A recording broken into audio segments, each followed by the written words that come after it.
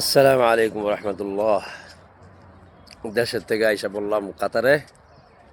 কাতারের আমাদের সেই ঐতিহ্যবাহী অক্সিজেন পার্ক,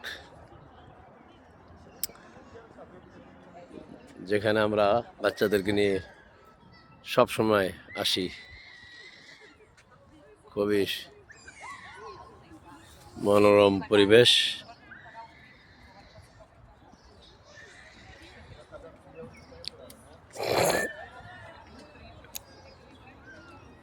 আলহামদুলিল্লাহ রাব্বিল আলামিন। এই যেটা হলো মেট্রো স্টেশন, এখানে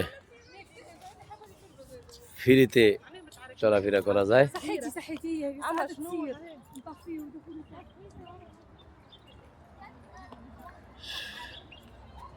সবই আছে, সৌন্দর্যের কোনো কিছুর অভাব নেই, কিন্তু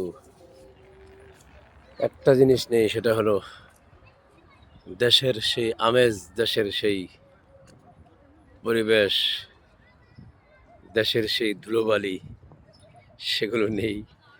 দেশের সেই আত্মীয়তার বন্ধন, বন্ধু বান্ধব, ভালোবাসার মানুষগুলো, সেগুলোকে ছেড়ে এখানে সব আছে কিন্তু এগুলো নেই।